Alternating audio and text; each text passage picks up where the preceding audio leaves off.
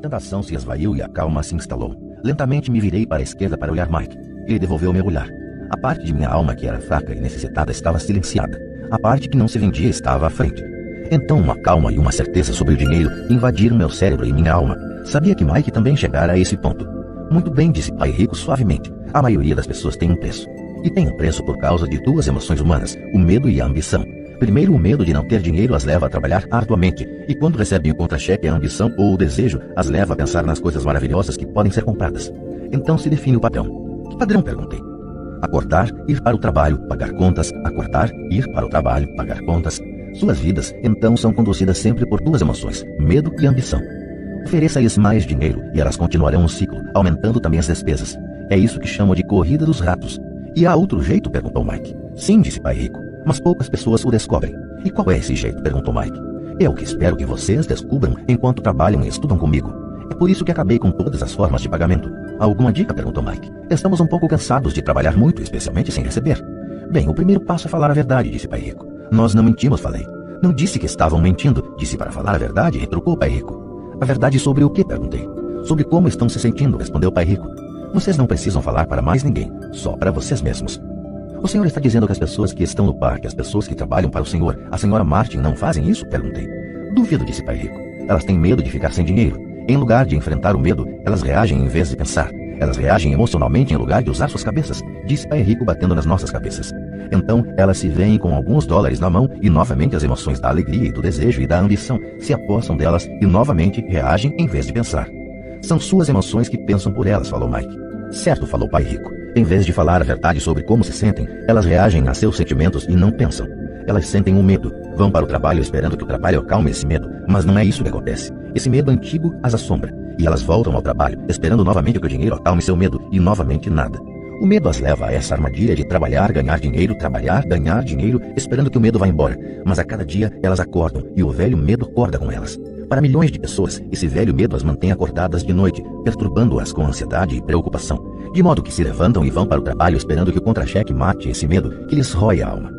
O dinheiro conduz suas vidas e elas se recusam a aceitar essa verdade. O dinheiro controla suas emoções e, consequentemente, suas almas. Pai Rico ficou sentado, quieto, deixando que assimilássemos suas palavras. Mike e eu havíamos escutado o que ele disse, mas na verdade não entendemos o que ele falou. Eu só sabia que muitas vezes ficava pensando em por que os adultos corriam para o trabalho. Não parecia ser algo muito divertido, e eles não aparentavam estar muito felizes, mas alguma coisa os impelia a correr para o trabalho. Percebendo que tínhamos absorvido o que era possível de suas palavras, Pai Rico falou. E quero que vocês, garotos, evitem essa armadilha. É isso que quero ensinar vocês. Não apenas a ser rico, porque ser rico não resolve o problema. Não resolve? Perguntei surpreso. Não resolve. Deixe-me falar desta outra emoção, que é o desejo. Alguns a chamam de ganância, mas eu prefiro desejo. É perfeitamente normal querer coisas melhores, mais bonitas, mais divertidas ou empolgantes. Portanto, as pessoas também trabalham por dinheiro por causa do desejo. Elas desejam o dinheiro pela alegria que acreditam que o dinheiro pode comprar.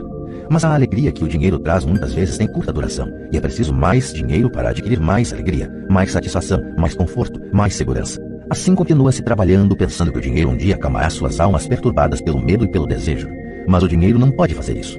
Mesmo para as pessoas ricas? Perguntou Mike. Incluindo os ricos, respondeu Pai Rico. De fato, a razão pela qual muitas pessoas são ricas não é o desejo, mas o medo. Elas pensam que o dinheiro pode acabar com seu medo de ficar sem dinheiro, de serem pobres, de modo que acumulam fortunas para descobrir que o medo fica pior. Agora elas receiam perdê-lo. Tenho amigos que continuam trabalhando mesmo quando já têm muito. Sei de pessoas que têm milhões e estão mais apavoradas do que quando eram pobres. Estão aterrorizadas com a possibilidade de perder todo o seu dinheiro. Os medos que as levaram a se tornarem ricas ficam maiores. Essa parte fraca e necessitada de suas almas, na verdade, grita ainda mais forte. Não querem perder suas mansões, seus carros, a vida de luxo que o dinheiro pode comprar. Preocupam-se com o que seus amigos dirão se perderem todo o seu dinheiro. Muitos estão emocionalmente desesperados e neuróticos, embora pareçam ricos e tenham grandes fortunas. Então a pessoa pobre é mais feliz? Perguntei. Não acho, replicou Pai Rico. Evitar o dinheiro é tão neurótico quanto ser apegado ao dinheiro. Como se isso tivesse sido uma deixa, o mendigo da cidade passou perto de nossa mesa, parou junto ao cesto de lixo e começou a vasculhar. Nós três observamos com grande interesse, talvez antes o tivéssemos ignorado. Pai Rico tirou da carteira uma nota de $1 e fez um gesto para o velho. Este, ao ver o dinheiro, se aproximou imediatamente, pegou a nota, agradeceu profusamente e saiu encantado com sua boa sorte. Ele não é muito diferente da maioria dos meus empregados, disse Pai Rico. Já encontrei tanta gente que fala, não estou interessado no dinheiro. Contudo, eles trabalham 8 horas por dia nos seus empregos. Isso é uma negação da verdade. Se não estão interessados no dinheiro, então por que é que trabalham? Esse tipo de pensamento é possivelmente mais neurótico do que o de uma pessoa que junta dinheiro. Enquanto eu estava ali sentado, ouvindo meu pai rico, minha mente recordava as inúmeras vezes em que meu próprio pai dizia: "Não estou interessado no dinheiro." Ele falava isso frequentemente. Também se justificava dizendo sempre: "Trabalho porque gosto do que faço." "Então o que temos que fazer?" perguntei. "Não trabalhar pelo dinheiro até perder todos os resquícios de medo e ganância?" "Não, isso seria uma perda de tempo", falou o pai rico. "As emoções são o que nos torna humanos. Elas nos tornam reais. A palavra emoção representa energia em movimento. Seja sincero a respeito de suas emoções e use sua mente e suas emoções a seu favor, não contra você." "Nossa", exclamou Mike. "Não se preocupe com o que acabei de falar. Daqui a alguns anos você entenderá melhor. Observe suas emoções, não reaja a elas. A maioria das pessoas não percebe que está pensando com suas emoções. Suas emoções são suas emoções, mas você precisa aprender a pensar por si próprio." "O senhor poderia dar um exemplo?" pedi. "Lógico", retrucou o pai rico. "Quando uma pessoa fala,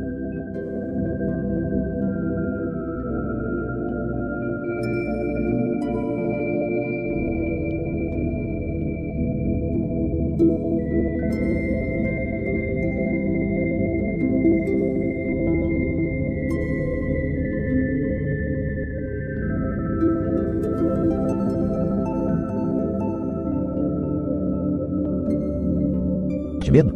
Na minha opinião, a resposta é não, especialmente se levarmos em conta a duração da vida da pessoa. Um emprego é, na verdade, uma solução de curto prazo para um problema de longo prazo. Mas meu pai sempre fala: "Vá para a escola, tire notas boas, para que possa conseguir um emprego bom e seguro", disse eu, um pouco confuso. "Sim, entendo o que ele diz", afirmou o pai rico sorrindo. "A maioria das pessoas aconselha isso e costuma considerar uma boa ideia. Mas, em geral, é o medo que leva as pessoas a dar esse conselho." "O senhor quer dizer que meu pai fala isso porque tem medo?" "Sim", respondeu o pai rico. "Seu pai está apavorado com a possibilidade de você não ser capaz de ganhar dinheiro e enquadrar-se na sociedade.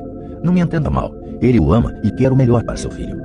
E eu acho que seu receio se justifica. Instrução e emprego são coisas importantes, mas elas não resolvem a questão do medo. Veja, é esse mesmo medo que o faz levantar todas as manhãs para ganhar alguns dólares e o que o leva a preocupar-se tanto com que você vá para a escola." "E o senhor aconselha o quê?" perguntei. "Quero ensinar a vocês o domínio sobre o poder do dinheiro, a não ter medo dele. E isso não é ensinado na escola. Se não aprenderem isso, se tornarão escravos do dinheiro." Começava finalmente a fazer sentido. Ele queria abrir nossos horizontes, mostrar-nos o que a senhora Martin não via, o que seus empregados não viam, ou, por falar nisso, o que meu pai não via. Naquele dia minha visão se ampliou e comecei a vislumbrar a armadilha que aguardava tanta gente. "Vejam, em última análise, somos todos empregados. Só que trabalhamos em níveis diferentes", disse pai rico. "Eu só quero que vocês tenham a chance de escapar da armadilha. A armadilha criada por essas duas emoções, o medo e o desejo. Usem-nas a seu favor, não contra. Isso é o que quero ensinar a vocês. Não estou interessado em ensinar apenas a ganhar rios de dinheiro. Isso não vai cuidar do medo e do desejo. Se primeiramente vocês não cuidarem do medo e do desejo e ficarem ricos, vocês serão apenas escravos bem pagos." "E como escapar da armadilha?" perguntei. "A causa principal da pobreza ou das dificuldades financeiras está no medo e na ignorância, não na economia, ou no governo, ou nos ricos. É o medo que instalamos em nós mesmos e a ignorância que mantém as pessoas presas na armadilha. Então vocês, garotos, vão para a escola e se formem. Eu lhes ensinarei como não cair na armadilha." As peças do quebra-cabeça começavam a se encaixar. Meu pai instruído tinha ótima formação e uma ótima carreira, mas a escola nunca lhe tinha dito como lidar com o dinheiro ou com seus medos. Tornava-se claro que eu poderia aprender coisas diferentes e importantes com dois pais. "O senhor está falando do medo de não ter dinheiro. Como o desejo por dinheiro afeta nosso pensamento?" perguntou Mike. "Como você se sentiu quando eu tentei com um aumento no pagamento? Você notou que seu desejo crescia?" Balançamos a cabeça afirmativamente. "Ao não ceder às suas emoções, vocês foram capazes de adiar suas reações e pensar. Isso é o mais importante. Sempre sentiremos emoções de medo e ambição. Daqui para frente, o mais importante será que vocês usem essas emoções a seu favor e a longo prazo e não apenas deixem que elas os conduzam e controlem seus pensamentos. A maioria das pessoas usa o medo e a ambição contra si mesmas. Isso é o começo da ignorância. Grande parte das pessoas passa a vida atrás de contra-cheques, aumentos salariais e segurança no emprego por causa dessas emoções de desejo e medo, sem se questionar realmente para onde esses pensamentos conduzidos pela emoção as estão levando. É como a história do burro que movimenta o carro enquanto seu dono fica balançando uma cenoura à frente de seu nariz. O dono do burro pode estar indo aonde deseja ir, mas o burro está correndo atrás de uma ilusão. Amanhã só haverá outra cenoura para o burro. "O senhor quer dizer que no momento em que eu imaginei a nova luva de beisebol, os doces e os brinquedos, isso era como uma cenoura para o burro?" perguntou Mike. "Isso mesmo. E quando você crescer, os brinquedos serão mais caros. Um carro novo, uma lancha e uma casa grande para impressionar seus amigos", disse pai rico com um sorriso. "O medo empurra para fora da porta e o desejo o atrai, fazendo com que vocês vão de encontro ao rochedo. Esta é a armadilha." "E qual é a resposta?" perguntou Mike. "O que aumenta o medo e o desejo é a ignorância. É por isso que as pessoas ricas com muito dinheiro muitas vezes têm mais medo à medida que ficam mais ricas. O dinheiro é a cenoura, a ilusão. Se o burro pudesse entender todo o contexto, ele poderia pensar 2 vezes antes de sair correndo atrás da cenoura." Pai Rico passou a explicar que a vida humana é uma luta entre a ignorância e o esclarecimento. Explicou que ao deixarmos de buscar informação e conhecimento sobre nós mesmos, instala-se a ignorância. A luta é uma decisão feita momento a momento, de aprender a abrir ou fechar a própria mente. Veja, a escola é muito importante. Vocês vão à escola para aprender uma habilidade ou uma profissão e poder se tornar um membro útil da sociedade. Cada cultura necessita de professores, médicos, artistas, cozinheiros, homens de negócios, policiais, bombeiros, soldados. A escola os treina de modo que nossa cultura possa florescer, disse Pai Rico. Infelizmente, para muita gente, a escola é o fim e não o início. Fez-se um longo silêncio. Pai Rico sorria. Não entendi tudo o que ele disse naquele dia, mas como ocorre com a maioria dos grandes mestres, cujas palavras continuam repercutindo por muitos anos, muitas vezes, até depois que se foram, suas palavras estão comigo até hoje. Hoje me mostrei um pouco cruel, disse Pai Rico. Cruel por um motivo. Queria que vocês sempre se lembrassem desta conversa. Quero que pensem sempre na Senhora Martin. Quero que pensem sempre no burro. Não esqueçam nunca porque as duas emoções, medo e desejo, podem levá-los à maior armadilha da vida, se não tiverem consciência de que elas estão controlando seu pensamento. Passar a vida com medo, não explorando jamais seus sonhos, é cruel. Trabalhar arduamente por dinheiro, pensando que este comprará aquilo que lhes trará felicidade, é também cruel. Acordar no meio da noite apavorado com as contas a pagar é uma forma de vida horrível. Viver uma vida determinada pelo montante de seu contra-cheque não é realmente viver. Pensar que um emprego os fará sentir-se seguros é mentir para vocês mesmos. É cruel e é a armadilha que quero que evitem, se possível. Vi como o dinheiro conduz a vida das pessoas. Não deixem que isso aconteça com vocês. Por favor, não deixem o dinheiro dominar suas vidas. Uma bola de beisebol rolou para nossa mesa. Pai Rico a pegou e a lançou de volta. O que a ignorância tem a ver com a ambição e o medo? Perguntei. É a ignorância sobre o dinheiro que causa tanta ambição e tanto medo, disse Pai Rico. Vou dar alguns exemplos. O médico, querendo mais dinheiro para sustentar melhor sua família, aumenta o preço de suas consultas. Isso prejudica principalmente os mais pobres, de modo que estes têm saúde pior do que aqueles que têm dinheiro. E continuou. Como os médicos aumentam suas consultas, os advogados também aumentam sua remuneração. Como a remuneração dos advogados aumentou, os professores querem um aumento, o que provoca um aumento dos impostos e assim por diante. Logo a disparidade entre ricos e pobres será tão grande que surgirá o caos e outra civilização entrará em colapso. As grandes civilizações entraram em colapso porque a distância entre os que têm e os que não têm era grande demais. Os Estados Unidos estão seguindo o mesmo caminho, provando mais uma vez que a história se repete, porque não aprendemos com ela. Só decoramos mecanicamente datas e nomes e não a lição. E os preços não aumentam? Perguntei. Não numa sociedade instruída, com um bom governo. Os preços, na verdade, deveriam cair. Naturalmente, isso às vezes só é verdadeiro na teoria. Os preços sobem devido ao medo e à ambição gerados pela ignorância. Se as escolas ensinassem as pessoas sobre o dinheiro, haveria mais dinheiro e preços mais baixos, mas as escolas estão preocupadas em ensinar as pessoas a trabalhar pelo dinheiro e não a controlar o poder do dinheiro. Mas não existem faculdades de administração? Perguntou Mike. O senhor não está incentivando que eu vá fazer meu mestrado em uma faculdade de administração? Sim, falou Pai Rico, mas na maioria das vezes as faculdades de administração treinam empregados que são profissionais sofisticados. Que os céus não permitam que um contador domine uma empresa. Tudo o que eles fazem é olhar para os números, demitir gente e aniquilar o negócio. Sei disso porque contrato contadores. Tudo o que eles pensam é cortar custos e aumentar preços, o que causa mais problemas. A contabilidade é importante. Gostaria que mais gente a conhecesse, mas ao mesmo tempo ela não mostra tudo, acrescentou Pai Rico furioso. Há uma solução? Perguntou Mike. Sim, disse Pai Rico. Aprenda a usar suas emoções para pensar e não pensar com suas emoções. Quando vocês, garotos, dominaram suas emoções, concordando em trabalhar de graça para mim, eu sabia que havia esperança. Quando novamente vocês resistiram às suas emoções quando os tentei com mais dinheiro, vocês estavam novamente aprendendo a pensar em vez de se renderem às emoções. Este é o primeiro passo.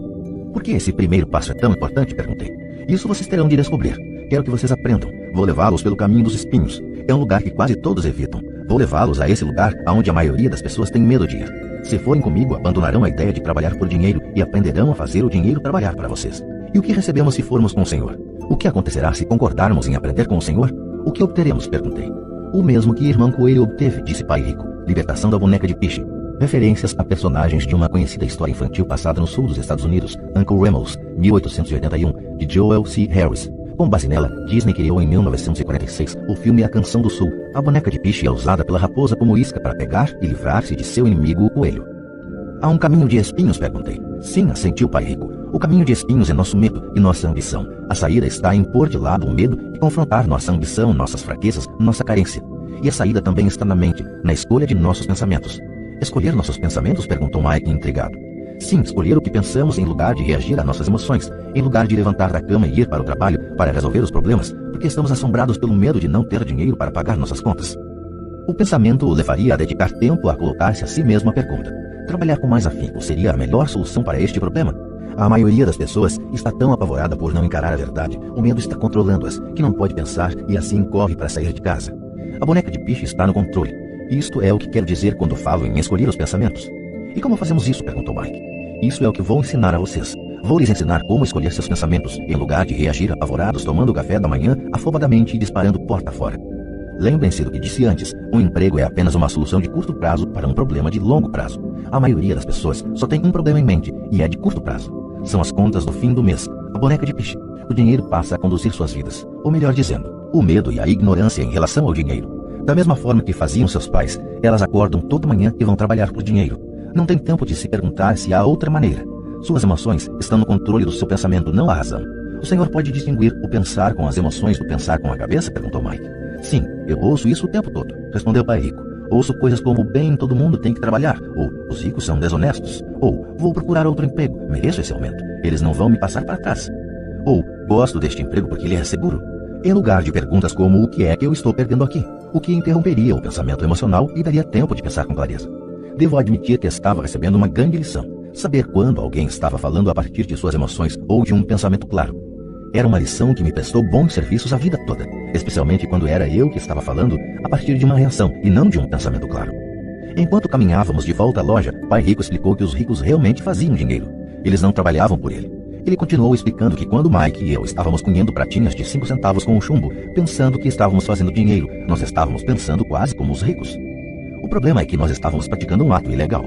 Era legal quando o governo e os bancos faziam isso, mas não quando nós o fazíamos. Ele explicou que havia formas legais de fazer dinheiro e formas ilegais. Pai Rico continuou explicando que os ricos sabiam que o dinheiro era uma ilusão, como a cenoura para o burro. É em virtude do medo e da ambição que milhões de pessoas aceitam a ilusão de que o dinheiro é real. O dinheiro é uma ficção. Somente a ilusão de confiança e a ignorância das massas permitem que o castelo de cartas fique em pé. De fato, disse ele, de várias maneiras a cenoura do burro é mais valiosa do que o dinheiro. Ele falou do padrão ouro que vigorava nos Estados Unidos e que, na verdade, cada nota de dólar era um certificado de prata. O que o preocupava é que algum dia o país pudesse abandonar o padrão ouro e os dólares deixassem de ser certificado de prata.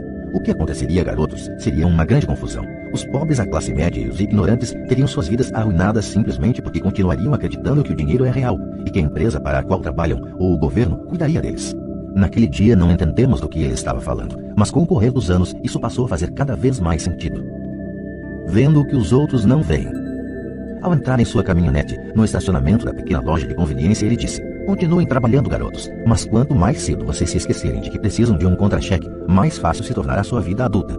Continuem usando seu cérebro, trabalhem de graça e logo sua mente lhes mostrará formas de ganhar muito mais dinheiro do que eu poderia lhes pagar. Vocês verão o que outras pessoas nunca percebem, oportunidades que estão à frente de seu nariz. A maioria jamais enxerga essas oportunidades porque estão atrás de dinheiro e segurança, e é isso que elas recebem. No momento em que vislumbrarem uma oportunidade, vocês a reconhecerão pelo resto de suas vidas. Quando conseguirem isso, vou lhes ensinar outra coisa. Aprendam essa lição e evitarão uma das maiores armadilhas da vida. Vocês não tocarão, nunca, jamais, nessa boneca de piche. A boneca de piche da história é totalmente pegajosa, daí a dificuldade de se livrar dela e dos problemas que ela provoca. Mike e eu pegamos nossas coisas na loja e nos despedimos da Sra. Martin. Voltamos ao parque, ao mesmo banco da área de piquenique, e passamos várias horas pensando e conversando. Passamos a semana seguinte na escola, pensando e conversando. Durante outras 2 semanas, pensamos, conversamos e trabalhamos de graça. No fim do segundo sábado, estava eu outra vez me despedindo da Sra. Martin e atirando um olhar sonhador para a estante das revistas em quadrinhos. O duro de não ganhar nem mesmo 30 centavos aos sábados era que eu não tinha dinheiro para comprar gibis. De repente, enquanto a Sra. Martin se despedia de Mike e de mim, vi que ela estava fazendo algo que eu nunca a vira fazer antes. Ou melhor, vira, mas nunca prestara atenção. A Sra. Martin estava arrancando a metade superior da capa do gibi. Ela guardava essa metade e jogava numa caixa de papelão o resto da revistinha. Quando perguntei o que estava fazendo com as revistinhas, ela falou: estou jogando fora. Devolvo a parte de cima da capa para o distribuidor das revistas, que me dá um crédito quando traz os novos gibis. Ele vai chegar daqui a 1 hora. Mike e eu esperamos 1 hora. Quando ele chegou, perguntei se podíamos ficar com os gibis velhos. Ele respondeu: vocês podem ficar se vocês trabalharem nesta loja e não os revenderem. Nossa parceria ressuscitou. A mãe de Mike tinha um quarto vazio no porão da casa. Nós o limpamos e começamos a empilhar ali centenas de gibis. Em pouco tempo, nossa biblioteca de gibis estava aberta ao público. Contratamos a irmã caçula de Mike, que adorava estudar, para ser bibliotecária. Ela cobrava de cada criança um ingresso de 10 centavos e a biblioteca permanecia aberta depois das aulas, das 14h30 às 16h30, todos os dias. Os frequentadores, as crianças da vizinhança, podiam ler quantos gibis conseguissem nessas 2 horas. Era uma pechincha, pois cada gibi custava 10 centavos e podiam-se ler 5 ou 6 nessas 2 horas. A irmã de Mike controlava a saída da garotada para assegurar-se de que ninguém estivesse levando uma vista emprestada. Ela também controlava os livros, registrava quantas crianças compareciam diariamente, quem eram elas e os comentários que faziam. Recebia $1 por semana e deixávamos que lesse de graça quantos gibis desejasse, o que ela fazia raramente porque estava sempre estudando. Mike e eu mantivemos o acordo de trabalhar todo sábado na loja e arrecadávamos os gibis descartados. Mantivemos nosso acordo com o distribuidor, pois não revendíamos nenhum gibi. Quando eles ficavam muito rasgados, os queimávamos. Tentamos abrir uma filial, mas nunca encontramos alguém tão dedicado e confiável quanto a irmã do Mike para cuidar dela. Nessa idade precoce, descobrimos como era difícil conseguir bons funcionários. 3 meses depois da inauguração da biblioteca, houve uma briga na sala. Alguns garotos de outro bairro a invadiram e começaram a confusão.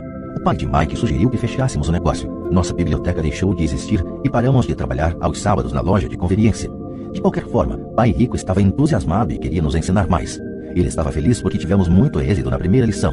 Aprendemos a fazer o dinheiro trabalhar para nós.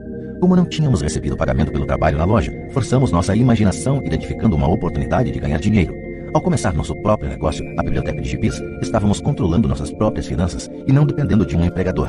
A melhor parte é que nosso negócio rendia dinheiro para nós, mesmo que nós não estivéssemos fisicamente presentes. Nosso dinheiro trabalhava para nós. Em lugar de nos pagar em dinheiro, Pai Rico tinha nos dado muito mais. Capítulo 3, Lição 2. Para que a alfabetização financeira?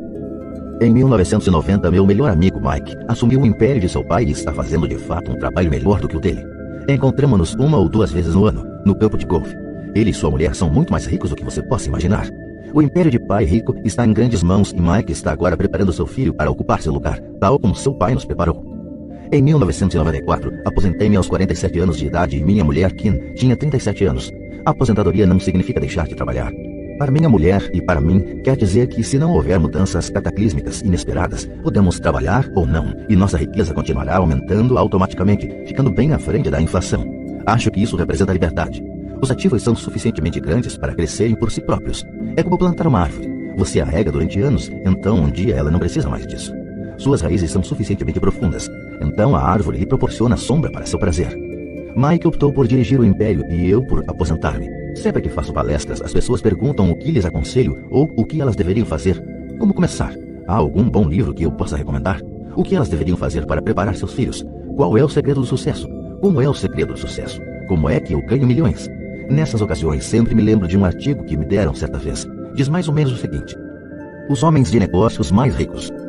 Em 1923, um grupo de nossos maiores líderes e homens de negócios mais ricos participou de um encontro no Hotel Edgewater Beach, em Chicago. Entre eles estava Charles Schwab, presidente da maior siderúrgica independente, Samuel Insull, presidente da maior empresa de energia elétrica, Howard Hobson, presidente da maior empresa fornecedora de gás, Ivar Krieger, presidente da International Met Company, uma das maiores empresas da época, Leon Fraser, presidente do Banco Internacional de Compensações Financeiras, Richard Whitney, presidente da Bolsa de Valores de Nova York, Arthur Cotton e Jesse Livermore, 2 dos maiores especuladores de ações, e Albert Fall, um membro do gabinete do presidente Harding. 25 anos depois, 9 deles, os listados anteriormente, terminaram como se segue. Schwab morreu sem um centavo, depois de viver 5 anos de empréstimos. Insull morreu falido, em um país estrangeiro. Krieger e Cotton também morreram falidos. Hobson ficou louco. Whitney e Albert Fall tinham acabado de sair da cadeia. Fraser e Livermore se suicidaram. Duvido que alguém possa dizer o que aconteceu realmente com aqueles homens. Se você olhar a data da reunião 1923, foi antes do crash da Bolsa de 1929 e da Grande Depressão, o que, desconfio, deve ter provocado grande impacto sobre esses homens e suas vidas. O interessante é isto. Hoje vivemos em tempos de mudanças maiores e mais aceleradas do que esses homens vivenciaram. Imagino que nos próximos 25 anos deverão registrar-se auges e quedas comparáveis aos enfrentados por eles. Estou muito preocupado com o fato de que gente demais se preocupa excessivamente com dinheiro e não com sua maior riqueza, a educação. Se as pessoas estiverem preparadas para ser flexíveis, se mantiverem suas mentes abertas e aprenderem, elas se tornarão cada vez mais ricas ao longo dessas mudanças. Se elas pensarem que o dinheiro resolverá seus problemas, receio que terão dias difíceis. A inteligência resolve problemas e gera dinheiro. O dinheiro sem a inteligência financeira é dinheiro que desaparece depressa. A maioria das pessoas não percebe que na vida o que importa não é quanto dinheiro você ganha, mas quanto dinheiro você conserva. Todos ouvimos histórias de ganhadores de prêmios na loteria que eram pobres, enriqueceram subitamente e voltaram a ser pobres. Ganham milhões e logo estão de volta ao ponto de partida. Ou histórias de atletas profissionais que aos 24 anos ganham milhões de dólares ao ano e que aos 34 estão dormindo embaixo da ponte. Hoje de manhã, quando estou escrevendo isto, o jornal conta a história de um jovem jogador de basquete que 1 ano atrás era milionário. Hoje, ele diz que seus amigos, seu advogado e seu contador levaram todo o seu dinheiro e está trabalhando em um lava-carros por um salário mínimo. Ele tem apenas 29 anos. Foi demitido do lava-carros porque se recusou a tirar seu anel de campeão enquanto trabalhava, e por isso sua história chegou ao jornal. Ele estava lutando por sua reintegração, alegando dificuldades para sobreviver e discriminação. O anel era tudo o que lhe restara. Afirmava que se isso lhe fosse tirado, ele desmoronaria. Em 1997, sei de muitas pessoas que estão se tornando milionários instantâneos. É a volta dos loucos anos 20. E embora fique feliz de ver que pessoas se tornam cada vez mais ricas, só posso advertir que a longo prazo não importa tanto o quanto você ganhou, mas o quanto você conservou e por quantas gerações isso é conservado. Partindo deste princípio, quando as pessoas perguntam como o senhor começou, ou diga-me como ficar rico rapidamente, elas frequentemente ficam muito desapontadas com minha resposta. Eu simplesmente lhes digo o que meu pai rico me falou quando eu era um moleque. Se você quiser ficar rico, você precisa de uma alfabetização financeira. A ideia era martelada na minha cabeça toda vez que nos encontrávamos. Como já disse, meu pai instruído destacava a importância da leitura de livros, enquanto meu pai rico destacava a necessidade de dominar os conhecimentos das finanças. Se você quer construir um Empire State Building, a primeira coisa a fazer é cavar profundamente o terreno e construir sólidos alicerces. Se você vai construir uma casa no subúrbio, é bom recordar que, diferentemente do Brasil, nos Estados Unidos, os subúrbios são os locais de moradia das classes mais abastadas. Tudo o que tem a fazer é assentá-la numa laje de concreto de 15 centímetros. A maioria das pessoas, em sua ânsia de enriquecer, tenta construir um Empire State Building sobre uma laje de 15 centímetros. Nosso sistema escolar, por ter sido criado na época agrária, ainda acredita em casas sem alicerces. Chão de terra batida ainda está na moda. Assim a garotada sai da escola sem qualquer fundamento financeiro.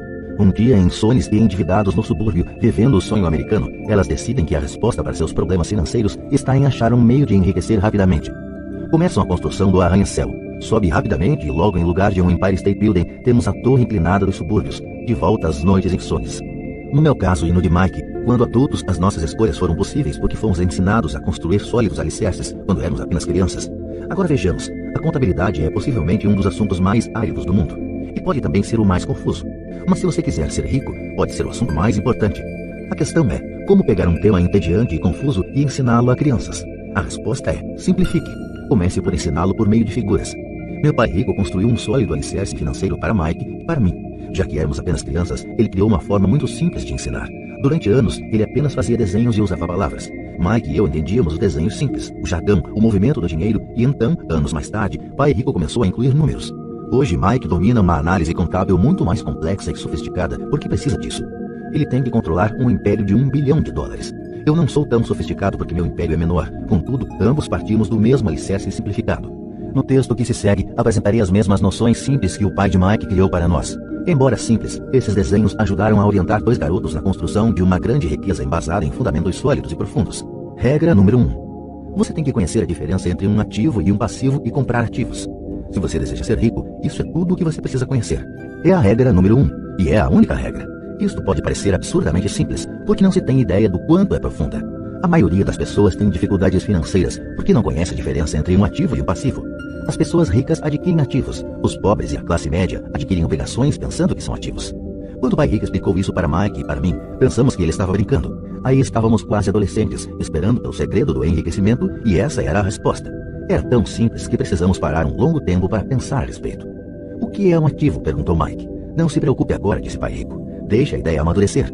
Se você puder entender a simplicidade, sua vida terá um rumo e será fácil do ponto de vista financeiro. É simples, por isso é que não se presta atenção. O Senhor quer dizer que tudo o que precisamos conhecer é o que é um ativo, comprá-lo e então ficaremos ricos? Perguntei. Pai rico balançou a cabeça afirmativamente. É simples assim. Se é tão simples, por que é que todos não ficam ricos? Perguntei. Pai rico sorriu, porque as pessoas não sabem distinguir um ativo de um passivo. Lembro-me de ter perguntado como é que os adultos podem ser tão ignorantes. Se é tão simples, tão importante, por que todo mundo não procura descobrir a diferença? Pai rico levou apenas alguns minutos para explicar o que eram ativos e passivos. Já adulto, tive dificuldade em explicar isso a outros adultos. Por quê? Porque os adultos são mais espertos. Na maioria dos casos, a simplicidade da ideia escapa aos adultos porque eles foram educados de maneira diferente. Eles foram educados por outros profissionais instruídos, como banqueiros, contadores, agentes imobiliários, planejadores financeiros e assim por diante. A dificuldade está em levar os adultos a desaprender ou em torná-los outra vez crianças. Um adulto inteligente frequentemente se sente diminuído ao prestar atenção em definições simplistas. Pai rico acreditava no princípio SE, simplifique estúpido, de modo que ele simplificou as coisas para os dois garotos e deu-lhes uma sólida base financeira. O que provoca a confusão? Ou como algo tão simples pode parecer tão enrolado? Por que alguém compraria um ativo que na verdade era uma obrigação? A resposta está nos conhecimentos básicos. Pensamos em alfabetização e não em alfabetização financeira. O que define se algo é um ativo ou é um passivo não são as palavras. De fato, se você quer ficar realmente confuso, procure as palavras ativo e passivo no dicionário.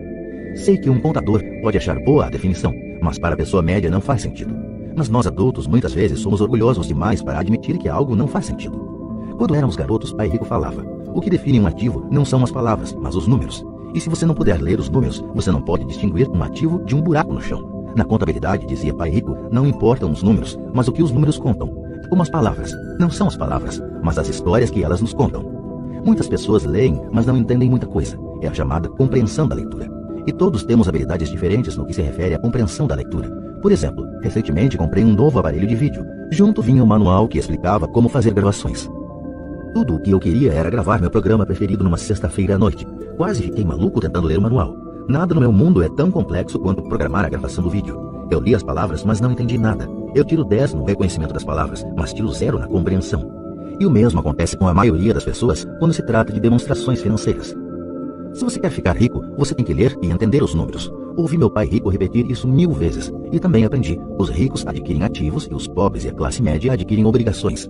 Aqui está a maneira de distinguir ativos de passivos. A maioria dos contadores e profissionais das finanças não concorda com as definições, mas estas noções simples foram o início de uma base financeira sólida para 2 garotos. Para ensinar a pré-adolescentes, Pai Rico simplificou tudo durante anos, usando tantos exemplos quanto possível, o menor número de palavras possível e nenhum número. Para demonstrar o padrão de um fluxo de caixa de um ativo e de um passivo, você pode desenhar 2 retângulos, divididos ao meio por uma linha. No primeiro, nomeie uma das partes como renda e a outra como despesa. Este desenho vai chamar-se demonstração de renda, muitas vezes chamada de demonstração de lucros e perdas.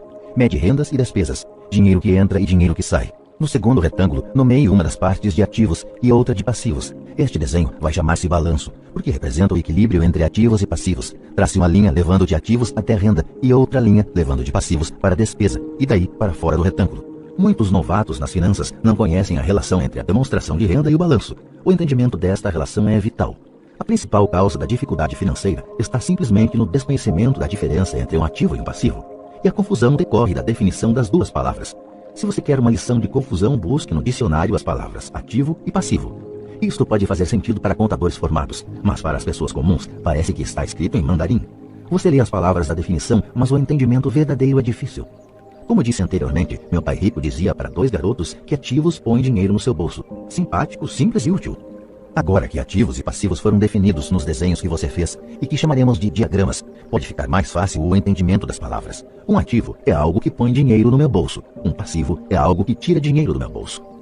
Isso é o que você realmente precisa saber. Se quer ser rico, simplesmente passe sua vida comprando ativos. Se quer ser pobre ou pertencer à classe média, passe a vida comprando passivos. É o desconhecimento dessa diferença que provoca a maior parte das dificuldades financeiras na vida real. Analfabetismo, tanto de palavras quanto de números, é a base das dificuldades financeiras. Se as pessoas têm problemas com as finanças, existem dados que elas não podem ler, sejam palavras, sejam números. Alguma coisa não está sendo compreendida. Os ricos são ricos porque possuem nível de alfabetização superior ao das pessoas com dificuldades financeiras. Se você quer ficar rico e conservar sua fortuna, é importante ser alfabetizado do ponto de vista financeiro, tanto em palavras quanto em números. As linhas que você desenhou nos diagramas representam o movimento do dinheiro ou fluxo de caixa. Números dizem pouco, palavras também dizem pouco. É a história que conta. Nas demonstrações financeiras, a leitura dos números é a busca pelo enredo, pela história. A história de para onde o dinheiro está indo. Em 80% das famílias, a história financeira é um percurso de trabalho árduo na tentativa de progredir. Não porque não ganhem dinheiro, mas porque passam suas vidas comprando passivos no lugar de ativos. Num exemplo de fluxo de caixa de uma pessoa pobre ou de um jovem que ainda mora com os pais, teríamos uma renda proveniente de um emprego e nas despesas teríamos impostos, alimentação, aluguel, vestimentas, diversão e transporte. Nada em ativos, nada em passivos. No exemplo de uma pessoa de classe média, teríamos igualmente uma renda gerada por emprego, mas nas despesas, além das citadas, estaria incluída uma hipoteca imobiliária. Também não teríamos nada em ativos, mas em passivos estariam hipoteca imobiliária, empréstimos, cartões de crédito. No fluxo de caixa de uma pessoa rica, as rendas seriam geradas por dividendos, juros, renda imobiliária, royalties. Nada nas despesas, nada em passivos. Em ativos teríamos ações, títulos, promissórias, imóveis, propriedade intelectual. Todos esses exemplos estão obviamente bastante simplificados. Todos têm despesas de subsistência, necessidade de alimentação, moradia e vestimentas. Os diagramas mostram o fluxo de caixa na vida de pessoas pobres da classe média e ricas. É esse fluxo de caixa que conta a história. É a história de como a pessoa lida com o dinheiro e o que faz depois que tem o dinheiro em mãos. Comecei apresentando a história dos homens mais ricos dos Estados Unidos porque quis ilustrar a falha no pensamento de tantas pessoas. A falha é considerar que o dinheiro resolverá todos os problemas. É por isso que me arrepio quando ouço as pessoas perguntando como ficar ricas rapidamente, ou por onde começar. Muitas vezes ouço: estou endividado, por isso preciso ganhar mais dinheiro. Porém, mais dinheiro nem sempre resolve o problema. De fato, pode até aumentá-lo. O dinheiro muitas vezes põe a nu nossas trágicas falhas humanas. É como um holofote sobre o que não sabemos. É por isso que, com muita frequência, uma pessoa que tem um ganho súbito de dinheiro, uma herança, um aumento salarial ou um prêmio na loteria, volta rapidamente ao mesmo ponto, ou até pior, ao caos financeiro em que se encontrava antes de receber esse dinheiro. O dinheiro só acentua o padrão de fluxo de caixa que está na sua mente. Se seu padrão for gastar tudo o que ganha, o mais provável é que um aumento de dinheiro disponível apenas resulte em um aumento de despesa. Como se diz popularmente, um louco e seu dinheiro fazem uma grande festa. Repeti inúmeras vezes que vamos à escola para adquirir habilidades acadêmicas e profissionais, ambas muito importantes. Na década de 1970, quando eu frequentava o segundo grau, se alguém fosse bem-sucedido academicamente, quase imediatamente imaginava-se que esse estudante brilhante se tornaria um médico. Muitas vezes nem se perguntava se o jovem desejava ser médico. Era uma pressuposição. Era uma profissão que prometia a maior recompensa financeira. Hoje os médicos enfrentam dificuldades financeiras que não desejaria a meus piores inimigos. Seguradoras controlando os negócios, cuidados de saúde de administrados, intervenção governamental e processos por erro médico, para mencionar algumas. E a garotada quer ser estrela do basquete, jogador de golfe como Tiger Woods, gênio da computação, estrela do cinema, roqueiro, rainha de beleza ou corretor de Wall Street. Isso ocorre simplesmente porque é aí que estão a fama, o dinheiro e o prestígio. Eis o motivo por que é tão difícil motivar a garotada na escola.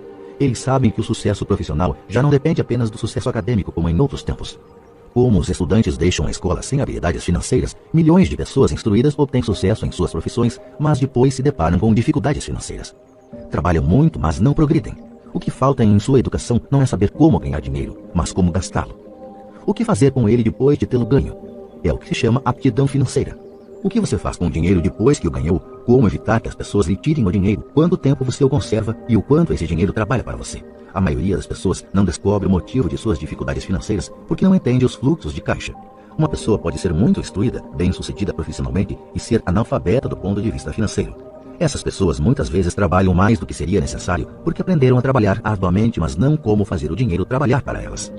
A história de como a conquista de um sonho financeiro se transforma em um pesadelo financeiro. A visão cinematográfica de pessoas trabalhadoras tem um padrão definido. Recém-casados, jovens altamente instruídos, felizes, mudam-se para um de seus pequenos apartamentos alugados. Imediatamente percebem que estão poupando dinheiro, porque dois podem viver com a mesma despesa de um. O problema é que o apartamento é apertado. Decidem então poupar para comprar a casa de seus sonhos e ter filhos. Eles têm duas rendas e se concentram em suas carreiras. Suas rendas começam a aumentar e a aumentar. E suas despesas também. A despesa número 1, para a maioria, são os impostos. Muitas pessoas pensam que se trata do imposto de renda, mas para grande parte dos americanos, o que pesa mais é a Seguridade Social.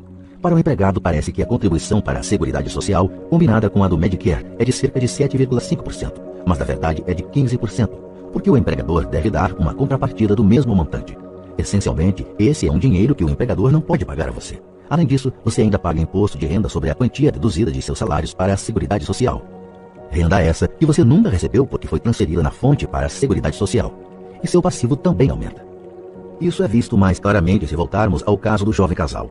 Em consequência do aumento de suas rendas, eles resolvem comprar a casa de seus sonhos. Uma vez adquirida, eles pagam um novo imposto, o chamado imposto de propriedade. Então, eles compram um carro novo, novos móveis e novos eletrodomésticos para montar um novo lar. E de repente acordam e a coluna do passivo está atulhada de dívidas hipotecárias e do cartão de crédito. Agora eles estão aprisionados na corrida dos ratos. Chega o primeiro filho, eles trabalham ainda mais dinheiro e mais impostos, a chamada escalada da alíquota. Um cartão de crédito chega pelo correio, eles usam mais despesa. Uma financeira telefona e diz que seu maior ativo, sua casa, teve seu valor aumentado. A empresa oferece um empréstimo de consolidação, porque sua ficha é tão boa e lhes diz que o mais inteligente a fazer é zerar os altos juros ao consumidor, liquidando seu débito junto ao cartão de crédito. E além de tudo, os juros pagos sobre a hipoteca imobiliária podem ser deduzidos do imposto de renda. Eles aceitam e zeram os débitos de seus cartões de crédito onerados pelos elevados juros ao consumidor. Eles suspiram aliviados. A dívida com o cartão de crédito está encerrada. Agora suas dívidas de consumo estão somadas à hipoteca imobiliária de sua casa própria. As prestações mensais são reduzidas porque ampliaram o financiamento para 30 anos. É atitude muito inteligente. O vizinho os convida para irem às compras. Afinal, está começando a liquidação do Memorial Day. Uma chance de poupar algum dinheiro. Eles se dizem, não vamos comprar nada, só vamos olhar. Mas para a eventualidade de achar uma boa oferta, põe aquele novo cartão de crédito na carteira. Encontro este jovem casal a toda hora. Seus nomes mudam, mas seu dilema financeiro é o mesmo. Eles vêm a minhas palestras para ouvir o que eu tenho a dizer. Perguntam-me, o senhor pode nos dizer como ganhar mais dinheiro? Seus hábitos de compra os levam a buscar mais renda. Eles nem sabem que o problema está na forma que escolheram para gastar o dinheiro que têm. São provocados por seu analfabetismo financeiro e por não entenderem a diferença entre um ativo e um passivo. Raramente os problemas de dinheiro das pessoas são resolvidos com mais dinheiro. A inteligência resolve os problemas. Um amigo meu costuma repetir uma frase para as pessoas endividadas: se você descobre que se enterrou num buraco, pare de cavar. Quando criança, meu pai dizia frequentemente que os japoneses conheciam 3 poderes: o poder da espada, o poder da joia e o poder do espelho. A espada simboliza o poder das armas. Os Estados Unidos têm gastado trilhões de dólares em armamento e, por isso, são a presença militar suprema do mundo. A joia representa o poder do dinheiro. Há uma certa verdade no dito: lembre-se da regra de ouro, quem tem o ouro faz as regras. O espelho significa o poder do autoconhecimento. Esse autoconhecimento, de acordo com a lenda japonesa, era o mais apreciado dos 3. Os pobres e a classe média muitas vezes permitem que o poder do dinheiro os controle. Ao simplesmente acordar e trabalhar mais arduamente, deixando de perguntar-se a si mesmos se o que fazem tem sentido, eles dão um tiro no próprio pé na hora em que saem de casa todos os dias. Por não entendê-lo plenamente, a vasta maioria das pessoas permite que o formidável poder do dinheiro exerça o controle sobre elas. Contudo, o poder do dinheiro é usado contra elas. Se usassem o poder do espelho, teriam se perguntado: isto tem sentido? Com muita frequência, em vez de confiar em sua sabedoria íntima, a maioria das pessoas acompanha a multidão. Fazem apenas o que todo mundo faz. Conformam-se em vez de questionar. Muitas vezes repetem sem pensar o que lhes foi dito. Ideias como diversifique, ou sua casa é um ativo, sua casa é o maior investimento, você terá uma redução nos impostos endividando-se mais, consiga um emprego seguro, não assuma riscos. Disse que para muitas pessoas, o medo de falar em público é maior do que o medo da morte. De acordo com psiquiatras, o medo de